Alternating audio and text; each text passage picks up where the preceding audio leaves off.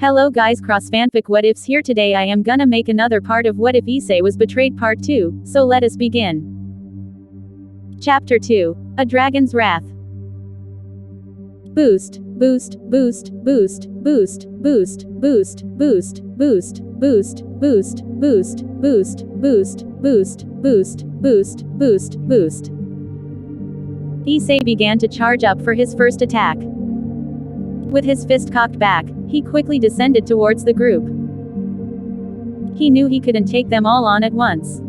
He needed to pick them off one by one. D-Drake, sensing his thoughts, asked about it. What exactly are you planning to do, Issei? Issei smirked behind his helmet and responded. Watch this, D-Drake, you're gonna love this.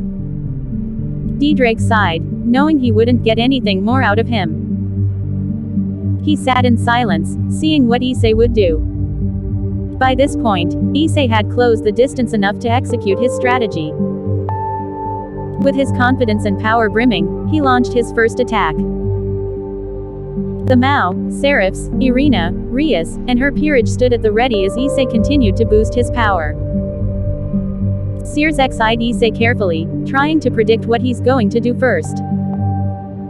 He watched as he came closer and closer to them with his fist still pulled back. Believing that Issei is going to attempt a head-on attack, he voiced his prediction to the others. He's trying to deal with us using brute force. Me and the other leaders will block him. The rest of you, be ready to counterattack. With no time to waste, the group got in their respective positions, ready to clash with the dragon. However, he did something completely different. Dragon shot. Issei threw his fist forward right before he reached his targets, firing his dragon shot in the process. The group widened their eyes, not anticipating this move from Issei.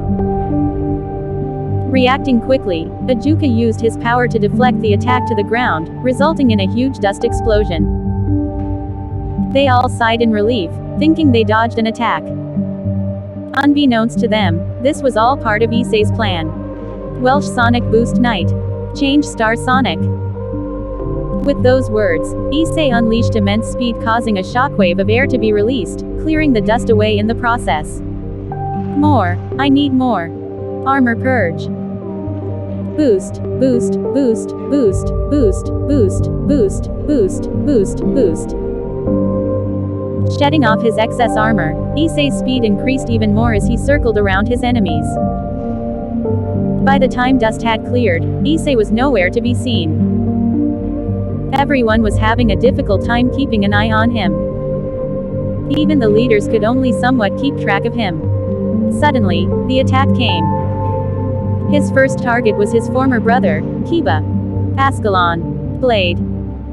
Drawing Ascalon, Issei brought his arm up, preparing to slash Kiba. Kiba. Look out. Behind you. Zenobia screamed at Kiba to turn around, which he did in a flash to just barely block the first attack. The two then engaged in a fast and incredible clash, neither giving up ground. Even with Issei's speed as a knight, Kiba's superior swordsmanship allowed him to keep up with immense difficulty. However, Kiba knew he couldn't do so for long. Kiba broke the stalemate by jumping back to get some distance, but Issei was already on top of him once again. Issei swung his sword to Kiba again at an alarming speed. Having no time to dodge, Kiba brought up the Sword of Betrayer just in time to block the attack. However, he quickly found himself being overpowered in brute strength. He knew he couldn't bring out Graham yet. It was too early. If he were to do so, he'd tire himself out in the long run, and Issei would undoubtedly take advantage of that, using it as an opportunity to finish him off. Too strong. I must break this off and put some distance between us. If I can use sword birth, he'll have to back away, giving me some breathing room. Before Kiba initiated his plan, Issei surprisingly pulled his sword away, disengaging the sword lock. The sudden action caused Kiba to lose his balance as a result. Using this chance, Issei threw his other hand at Kiba's face to quickly temporarily blind him. Ah, damn it. With Kiba stunned, Issei raised his sword up to bifurcate him until he heard a voice from behind. "You bastard! I won't let you!" Zenobia approached from behind, with Durandal in hand, ready to confront her former friend. With no time to finish off Kiba, Issei opted instead to sidekick him as hard as he could in the ribs. Cough. Kiba spat out blood as he torpedoed away from his original position, tumbling across the ground in the process.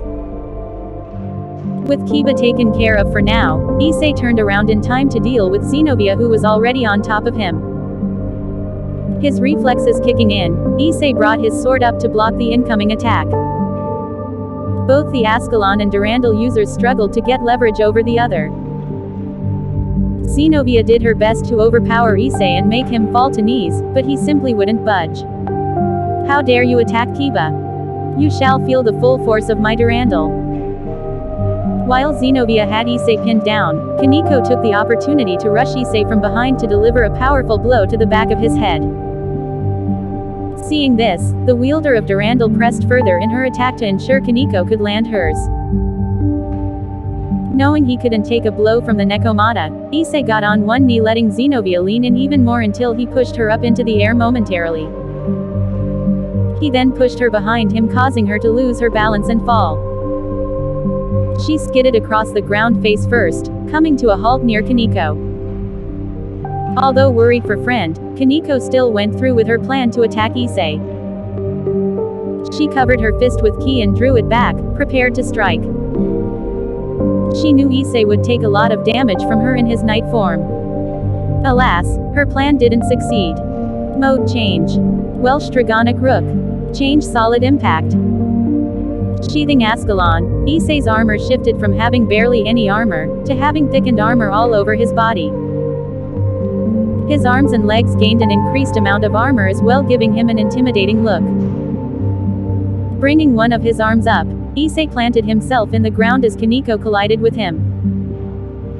The sound of her ki-coated punch hitting his armor reverberated throughout the battlefield.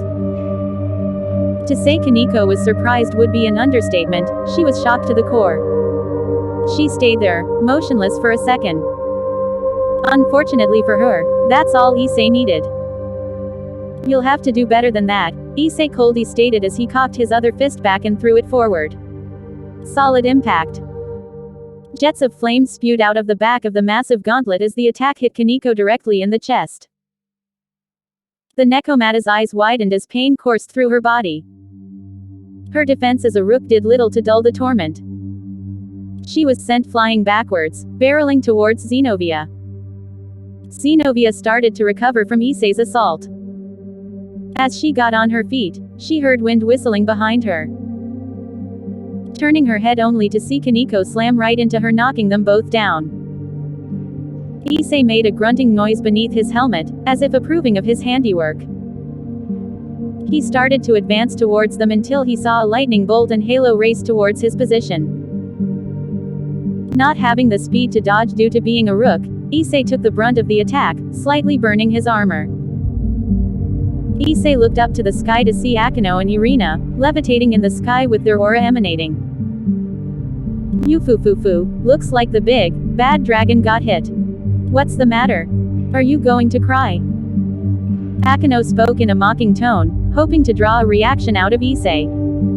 Issei, however, didn't lash out. Keeping his eyes fixated on the angel and fallen angel, he spoke.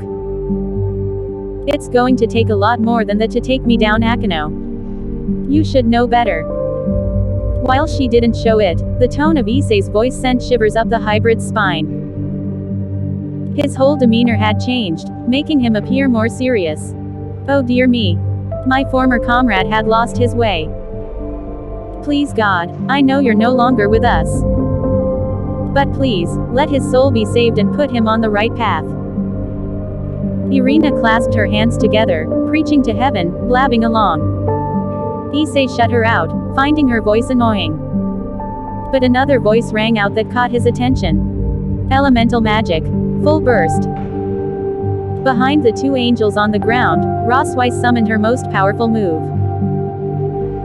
Several dozens of magic circles came to fruition, getting ready to send forth a flurry of magic towards Issei. Acting fast, Issei changed modes once again. Mode change. Welsh Blaster Bishop. Change Fang Blast. Doing away with his excess armor, Issei stood tall as two long cannons materialized on his back. Go, Dragon Blaster. Boost, boost, boost, boost, boost, boost, boost, boost, boost, boost, boost, boost, boost, boost. Both the dragon and Valkyrie charged up their attacks until fire. Both shouted as their attacks launched, heading towards each other at immense speeds. In no time at all, the attacks collided, each struggling for dominance over the other. Waves of energy were sent flying in every direction imaginable, destroying the battlefield. Both were evenly matched until another attack came into the picture. Destruction. A beam of destruction was fired and merged with Roswice's, giving it the extra power it needed to overwhelm the dragon. There was no time to move as Issei's beam was overwhelmed and soon he too was engulfed in the attack. The fallout was devastating as a mushroom cloud enveloped the sky. When the dust cleared, to everyone's slight shock, Issei was still standing. His armor had a few cracks along the chest and helmet which were already being repaired by Ddraig. Looking back over to where Roswice was standing, he saw Rias with an expressionless look on her face. Gasper stood behind her, shivering in fear with his hands clutched on her back. Soon the rest of Ria's peerage stood at her side, along with Irina, Mao, and Seraphs. The dragon and devil stood there in silence for a few moments until one of them broke the silence. You will pay tenfold for laying your filthy dragon hands on my servants, Issei, Rias solemnly said. My next attack will end you. I'll make sure of it. Issei scoffed at her statement. With how little control and technique you have over your powers, I'm surprised that such a sloppy attack from an amateur like you hit me, Rias. Rias snapped, how dare you speak to me, the heir of the Grimoire household, that way? Apologize now. Issei sighed, sick of hearing the redhead's bullshit. You're so damn egotistical. It's amazing that you made it this far and made people willing to be your servants. But I wouldn't be surprised if you forced them all into a life of slavery to come at your beck and call. Searzek stepped forward, his eyes glowing a foreboding crimson. Don't you dare talk about my sister that way, Issei, or I will make sure your death is slow and agonizing. Michael joined in along with Gabriel at his side. I'll be sure to find the most dragon-effective weapon I can find and plunge it deep into your heart. Michael kept on his kind and soft expression, but it didn't give off either of those vibes. As if it was just a facade to fool people into thinking he was someone he's not. Gabriel just stood there silently, with a neutral look on her face. She wanted to say something, but the words were caught in her throat. Michael saw this, but didn't comment on it. He made a mental note to ask her about her unusual behavior when they returned to heaven. Seraphal added on. When he's done with you, I'll encase you in ice for the rest of eternity. Put you on display in the center of Lilith for all to see. Seraphal smiled after saying that. Not her normal, innocent, pure smile. A smile of an insane person. Lastly, Ajuka stepped forth to give his piece. I'll be sure to extract your evil pieces and give them back to Rias as well. She deserves a pawn worth far more than you'll ever be. Issei stayed silent for a moment until he started to chuckle to himself.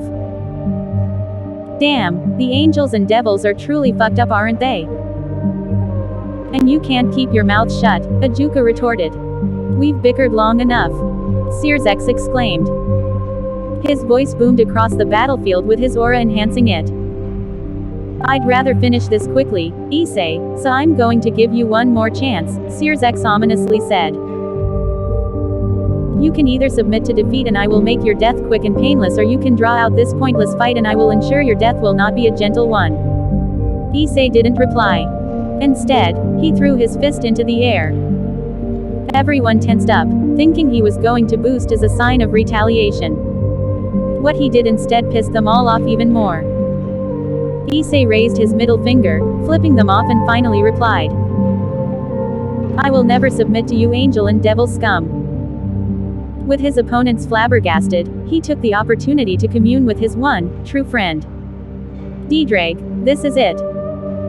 This battle is going to take everything we have. All of our training has led us to this moment. Are you ready? He already knew what his dragon friend's answer was going to be. But he wanted to hear him say it. After what felt like a century of waiting, the dragon of domination responded. Always. Partner. Issei smirked. All right, let's do this. Promotion to queen. Issei's aura exploded, becoming so thick and dense, the angels and devils found it hard to breathe and see. Welsh dragon. The armor transformation started at his legs. Cardinal. The chest and arms. Crimson. Then the helmet. Promotion. Lastly, 2 giant wings sprouted from his back. When the angel and devil's vision cleared up, they were almost in awe of what they saw. Issei's armor had completely changed. Instead of being red in color, it sported crimson, as did the aura. The gems on the gauntlets and chest have changed from green to a vibrantly shining pink.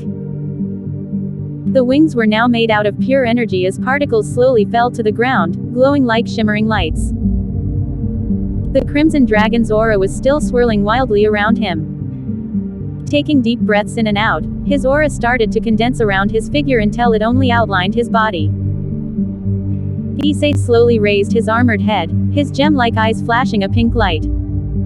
He looked towards Rias and Sirzex and spoke. Ironic, isn't it? Crimson is the color of the Grimoire household. It's the color you both first saw in your lives. And now it will be your last. Issei took another deep breath in as he prepared to attack. Realizing what he was about to do, Seraphal informed the rest of the group. He's about to breathe fire. Gather around me. I can block his attack with my ice magic. Heeding her words, they huddled around Leviathan, who brought forth the strongest defense magic she had.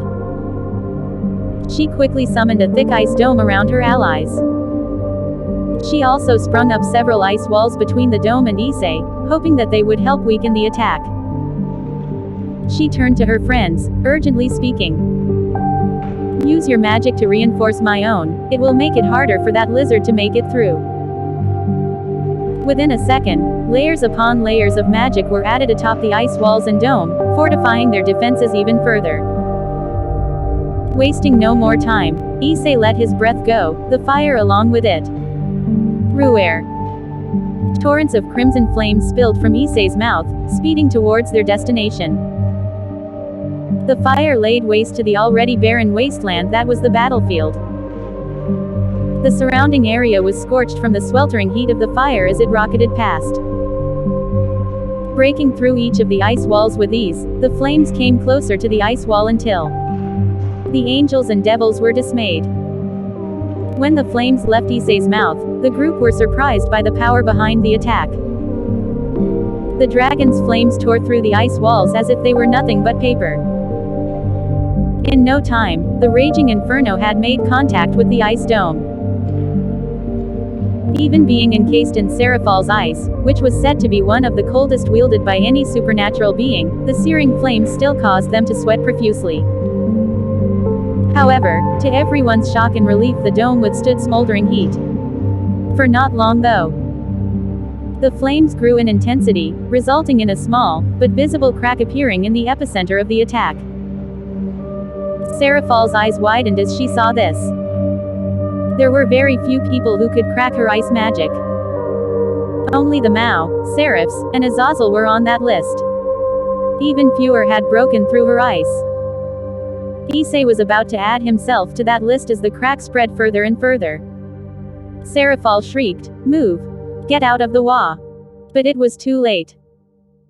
The crack spread across the rest of the dome like a virus until the entire dome collapsed. With nothing left in the way, the blaze barreled towards its targets. The scorching blaze engulfed everyone, proceeding to burn them alive. Some of the group, like the leaders, were able to deal the attack better. Possessing greater resistance, they were able to only be slightly burnt from the onslaught. The rest of the group did their best to protect themselves from the fire with their magic, but the flames were unbearably hot. While the magic did mitigate the pain, the group felt no different in the heat of the moment. Finally, after a while, the flames started to subside to reveal to the group still standing, albeit barely. Their breathing was ragged and irregular. All their clothes were tattered from issei's flames. Gasping for air, Rias spoke. "If you think these measly flames will stop us, you got another thing coming." Although her pride didn't let her admit it, Ria's body was inflamed to the touch, being the most burnt of all her comrades. Almost all of her body was burnt, as shown with her apparent pink skin. Her skin was also extremely sensitive to everything. Even the light wind blowing past her gave the princess slight pain. Desperate to get rid of the pain, she turned to her bishop to heal her. "Asia, could you please heal me using your balance breaker? I'm sure it will make me feel better in no time." Nodding her head, Asia closed her eyes and attempted to summon her balance breaker. Balance break. Asia's entire body started to go as her golden armor slowly started to appear on her body. But after a few seconds it suddenly stopped. Asia stammered, What's happening?" Before she could inquire further, the armor of her balance breaker vanished. Its particles dissolve as they travel into the air. Shaking her head, Asia tried again, only for her balance breaker failing to summon again. Ria's soft voice started to falter when the pain abruptly got worse. She asked Asia once again in a more demanding tone. "Asia, use your balance breaker to heal me." I can't, Rias. My balance breaker won't activate." "How is that possible?" Kiba asked, still recovering from issei's earlier assault. "Perhaps try contacting Fafnir," Ajuka suggested. "He may be able to discern the reason behind this problem." "Okay," Asia replied, "I'll give it a try. Give me a few moments." Akano placed her hand on Asia's shoulder and gave a comforting smile. "Don't worry. We'll defend you while you figure out the source of the problem." "Thank you, Akano." Asia closed her eyes once again to communicate with her familiar while the rest of the group stayed on guard in case issei tried something.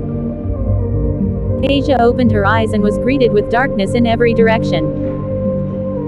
Not wasting a second, she called out to the Golden Dragon King. "Fafnir. Come out, I need your help." The former nun waited, but no response came. Asia tried again, this time a little bit louder. "I know you can hear me, Fafnir. We need to speak. It's urgent." Once again, silence was all Asia could hear. "Could you for once?" She was interrupted by the appearance of golden flames illuminating the dark mindscape.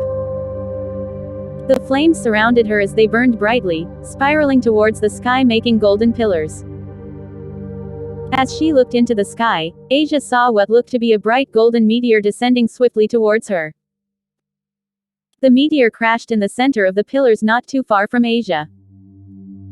The blazing rock suddenly split in half with golden flames pouring out.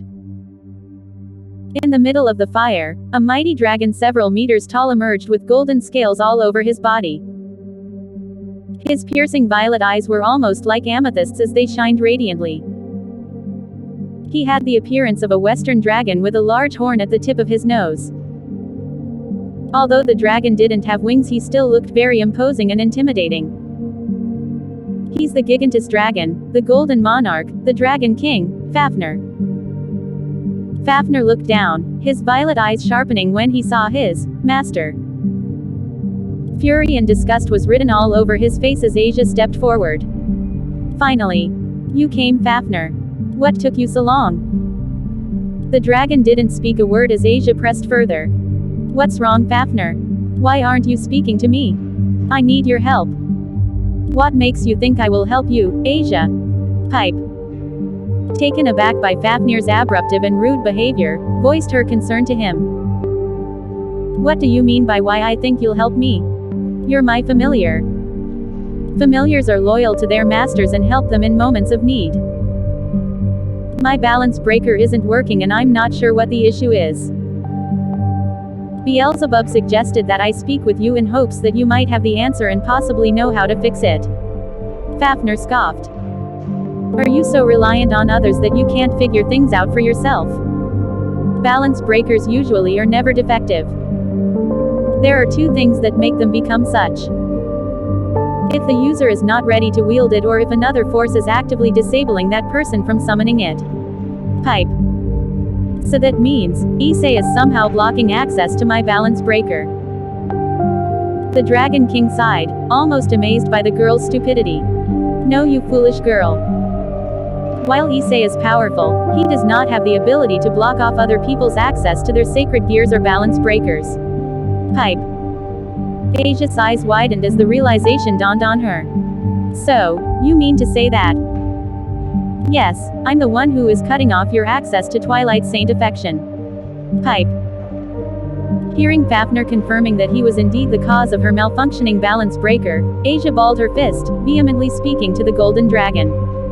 Why? Why would you do such a thing? In the middle of a battle, no less. Rias and the rest need my healing abilities. We've all been severely burned, and my Twilight healing isn't going to be able to heal us in time before Issei's next onslaught. You know exactly why I'm not aiding you in this battle, Asia. Issei has done nothing to deserve this, and you know it to be true. No, that isn't true. You can deny it all you want, but deep down you know that what you're doing is wrong. You and your little entourage of devils and angels started this huge fight with him, completely destroying the relationship you had with him for what? Your pride as devils. Issei is one of the greatest dragons I've ever had the privilege of meeting. Meanwhile, you, on the other hand, deemed his personality and friendship worthless like the ungrateful bitch you are. Pipe. Asia's voice started to falter, her conviction getting weaker. And no, you may be able to resist it for now, but one day in the future you'll look back at this moment, regretting what you've done. Once that realization hits you, you'll weep, harder than you ever had in your life. You'll wonder what could have been if you devils and angels never betrayed him in the first place. Or at the very least, if they decided to go through with this egregious act, you could have stood by Issei's side and supported him, telling the others that they're wrong to do this. But no. Instead of speaking out against it, you kept your mouth shut and didn't make so much as a peep. When that day comes that the realization hits you, you'll want to fix this. You'll want to go back and change the atrocious deed you've committed. Alas, the deed will already have been set in stone. There won't be anything you can do except berate yourself on your own idiotic choices. Pipe. Somehow finding her voice after Fafnir's monologue, Asia spoke to the dragon with evident anger in her voice. No. You're the one who's wrong. We're doing the right thing by putting Issei into the dirt. I won't break and cry about Issei. There are far better people out there that could offer me far more than that lowly, filthy dragon ever could. Lowering his voice, but no less angered by his master's words, Fafnir replied. Oh, you'll break. They always do. Fed up with the Dragon King, Asia turned around to leave her familiar, but not before having the final say. Fine. I don't need your help anyways. Me and the others will deal with this on our own. I'll make sure you get a punishment after we're finished here. Asia summoned a magic circle to bring her out of her mindscape. Half of her body had already dissipated when Fafnir spoke one last time. Hey, I'd love to see you try, witch. Pipe. Hearing him say such an insulting statement, Asia snapped her head around, with rage in her eyes. However, before she could say anything, the magic circle had taken her out of her mindscape, leaving Fafnir alone. Looking towards the endless abyss below him, Fafnir mumbled to himself. Issei, I've done all I can to help you and Drake. The rest is up to you. With those final words, Fafnir closed his eyes as golden flames consumed him. When the inferno cleared, Fafnir was nowhere to be seen. Asia opened her eyes to see the group still standing on guard, defending her from the dragon not far from their current position. Noticing Asia was done talking to the Golden Dragon Monarch, Akeno got everyone's attention. Everyone. Asia's back. The group turned to quickly glance at Asia, not wanting to take their eyes off their opponent for too long. They were surprised that she was already done talking with Fafnir. But what surprised them even more was the expression on her face. The bishop's face was contorted, looking nothing like her innocent self. Her face had a mixture, anger, confusion, sadness, and dread written all over it. Time passes much slower in one's mindscape than in the real world. As a result, Akeno's hand was still resting upon Asia's shoulder. Seeing her friend make such a face, the hybrid gave a comforting squeeze. Asia, what's wrong? Why are you making that face? Asia didn't respond, let alone move. Her eyes blankly stared forward as her brain attempted to process what happened in her mind. Seeing how Asia was in a shocked state, Ross Weiss walked up to her, looking deep into Asia's emerald eyes. Asia, are you okay? What did Fafnir tell you? Did he know the cause of the problem? Asia muttered something under her breath. Even with the angels and devils' supernatural hearing, they barely heard her. Huh. What did you say, Asia? Zenobia asked. We hardly heard you. Asia spoke a little louder. This time, everyone heard her. Fafnir. Fafnir is the one who is restricting my access to my balance breaker. What? Kaneko asked. Why would he do that? Asia responded. He said that what we're doing is wrong and that he refuses to help me when Issei had done nothing wrong. A deafening silence occurred for the next few seconds until an outburst emerged. What? Why? I need your powers so I can get back in this fight. Why can't you force him to summon your balance breaker? Rias snapped once again, causing her to receive a wave of confused faces. They could understand if her anger was towards Fafnir not helping them, but it wasn't. Rias was pinning the blame on Asia. Blaming her for something that ultimately, she had no control over.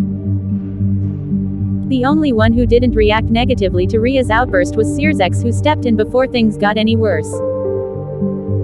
Rias, Irina gently said, this isn't Asia's fault, Fafnir is acting on his own accord. This is out of her hands. You shouldn't get mad with her. Asia stammered, Rias, I didn't mean to. Now you too, Sirzex calmly said, placing a hand on both their shoulders.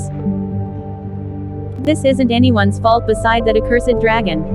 We will ensure that he's dealt with later. Right now, we have a much more imminent threat. The entire group turned their heads to Issei, who had still yet to move. He remained like a statue, not doing anything. I agree with Sirzex, Michael voiced, our main priority should be the red dragon. Once he's taken care of, we can deal with Fafnir. Ajuka and Sir Fall spoke in agreement with Lucifer and the Seraph, knowing that this needed to be rectified immediately. However, once again, Gabriel only nodded her head to what her peers were saying. She kept her lips sealed, unable to utter a single word. Michael caught her in the act again. This time he was positively sure that something was wrong. He'll have to talk about that with her later. Everyone else nodded their heads, including Rias reluctantly, understanding the more pressing issue at hand. Supersonic booster. All of them turned their attention back to where Issei was standing, who seemed to vanish. Suddenly, as quickly as he disappeared, he appeared in front of them as if teleporting to their location. While Issei wasn't active physically, he was mentally as the group continued to bicker about something. He couldn't hear what they were saying, but he honestly didn't give two shits. He was just grateful that this gave him time to formulate a better plan. Sirzex and the other leaders are going to cause major problems if they fight with Rias and the others. Do you have any idea on what we could do to stop that from happening? If we allow the Mao and Seraphs to join the battle, it would vastly lower your chances of survival. Let alone victory. D-Drag, do you think you could materialize an isolation barrier and maintain it? I could easily blast the Mao and Seraphs out the radius of the barrier with a surprise attack. That would leave me to deal with Rias, her peerage, and Irina. Once I deal with them, I can move on to Searsex and the rest. Diedrich couldn't help but marvel at Issei actually using his head, for knew that this would make Issei a much more formidable opponent in combat.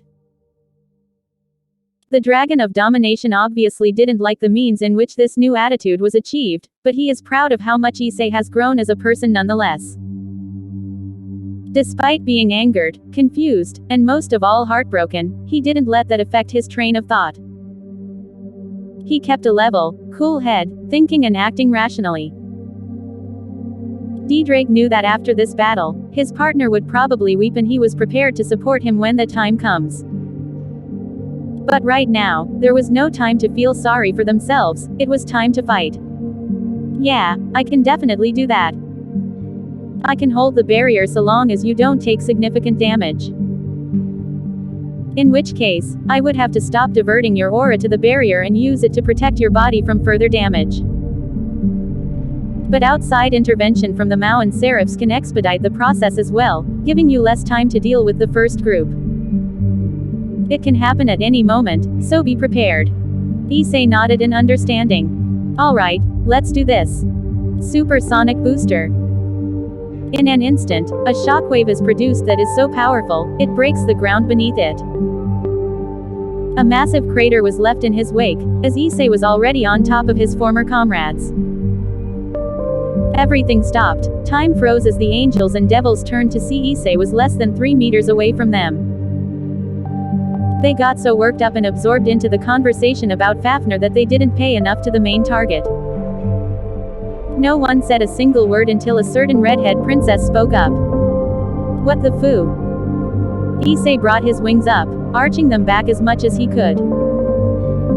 He then thrusted his wings forward, causing a massive wave filled with draconic energy to appear. Directing the attack toward the Mao and Seraphs, it caught them off guard, resulting in them being flung back. Wow, what is this? Searsex. I can't. Damn that dragon, hold tight Gabriel. Of course, brother. Everyone. Hold on. Ajuka, Seraphal, Michael, Gabriel, and Searsex catapulted through the air, landing far from Rias, her peerage, and Irina. Brother. Rias screeched in fear as she saw her brother hit ground, slightly disorienting the Red Satan. She turned to Issei with such hate and fury in her eyes that death itself would fear her. You damn dragon. You will pay for that. The other members of her peerage and Irina shared similar sentiments. Looking at Issei with more disgust and anger than thought possible. Issei didn't even bother listening to his former master or look at the contorted faces of his ex-comrades. He proceeded to execute his plan to divide and conquer. Now DDRAIG. Barrier. With those words chanted, a gigantic isolation barrier erected into the sky. The barrier possessed a dark red color with little transparency.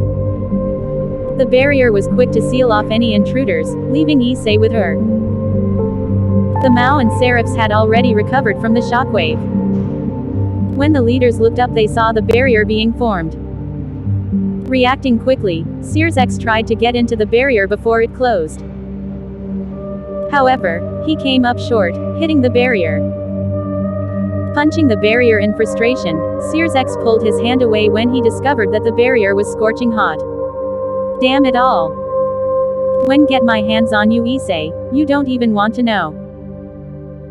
The other Mao and Seraphs approached Lucifer with the intent to observe the barrier. A barrier, Seraphal stated. Ajuka, do you know what kind of it is? Turning towards said Mao, Beelzebub took a few more steps closer to the barrier. He raised his hand to hover over it as if to feel its energy. Closing his eyes, he concentrated on the thought. After a few seconds of doing this, he retracted his hand to share his wisdom. It's an isolation barrier, fueled by Issei's draconic aura. That would certainly explain why the barrier burnt Searzek's hand. Glancing at Searzek's charred hand, Ajuka continued. Destruction of the barrier through physical means won't be possible. We'll have to use our magic to break through. Though, I'm not sure how long that will take. It can't be too long, Seraphal exclaimed. Rias and the others need our help. Indeed. They are powerful, Michael stated, but I'm not sure how long they'd last against an enraged dragon. The Red Dragon Emperor at that. Well, what are we waiting for? Everyone turned to Sirzex, who spoke in an irritated tone. Let's crack this barrier open so I can rip that dragon's head off. Rias, her peerage, and Irina were stunned by the sight in front of them. Issei summoned a barrier strong enough to keep out the current leaders of the angels and devils. He trapped us. Kiba gritted his teeth in frustration, staring at his former brother. Asia was next to speak. Can the Mao and the Seraphs not break through? It would seem so, Rias said, seeming to have calmed down from her frenzy-like state. We have no choice, we'll have to hold him off until my brother and the others can reach us. We're going to fight him. Gasper squeaked, as he shook in fear. He didn't even want to be here in the first place. He was forced to come by his master, who wanted to use his forbidden Belerview.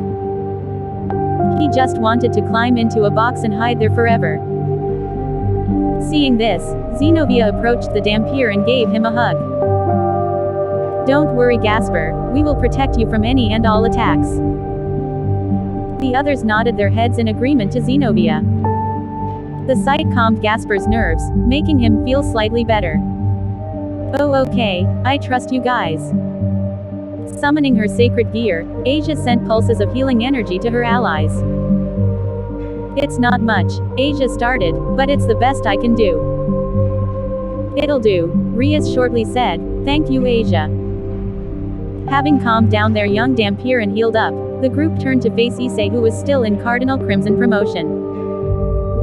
They were about to engage when he said something unexpected. You know, there was a time where I loved you all more than anything.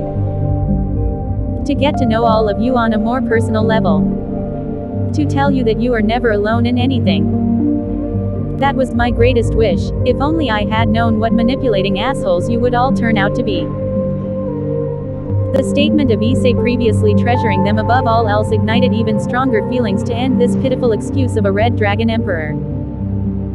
But another feeling rose within Rias that she wasn't expecting. Deciding to go with the flow, Rias spoke. Maybe if we were stronger, things would have been so much different. Rias spoke in a soft and gentle tone. It wasn't the fake one she had used recently. It was her genuine emotions coming to fruition, causing a slight twinge of happiness within Issei. He knew that this wouldn't last long and she would go back to her usual self. But knowing deep down she would miss the times they had brought a small, almost invisible smile on his face. Yeah, maybe. Deciding to give him one last chance for mercy, Rias offered him a deal. Eyes, this fight can end now. If you surrender, we will end your life swiftly and painlessly. Issei looked at the princess through his draconic helmet, making a short sighing noise. You know I can't do that. I know, Issei, I know. After the short heart-to-heart, Rias sighed herself before an insane smile broke across her face. Then we will have no choice, but to take you down. Turning to her peerage and Irina, Rias spoke once more. You all know the plan. Let's bring this dragon to his knees. Wasting no time, everyone moved into formation. Kiba and Zenobia were the first to move. Kiba shoved his sword into the ground to call his greatest weapon. Time to go all out. Doing away with the sword of betrayer, Kiba reached forward, summoning forth the most powerful demon sword, Gram. As the knight picked it up, he noticed Gram was harder to wield than usual and wondered what caused it. Shaking his head, he remained focused on the battle at hand. Nodding towards Zenobia, she summoned her second sword. Come forth, Excalibur. Calling its name, Excalibur appeared in her left hand, letting her dual-wield both Durandal and Excalibur. The two quickly started approaching Issei on opposite flanks. Kaneko and Rossweiss were next. As rooks, they knew they belonged in the forefront, taking the majority of the hits while the others dished out retribution. Kaneko released her full Nekomata form, going so far as to using Chiron mode. White ears and twin tails sprouted from the head and lower back respectively. Her height and bust increased as well, making her look very similar to her sister Kuroka. Ross Weiss brought forth her Valkyrie armor, which is said to be made from the strongest steel in Asgard. Both rooks charged the dragon with their key and magic ready. Akino and Irina prepared to support from the rear with their expertise of lightning and holy magic. Lastly, Rias, Gasper, and Asia stood as backup should the need arise. With their knight speed, Kiba and Zenobia were going to reach Issei first, so he drew his own sword. Ascalon. Blade. Thank you guys. PLCs like and subscribe for more fanfic, cross fanfic what ifs here, peace out.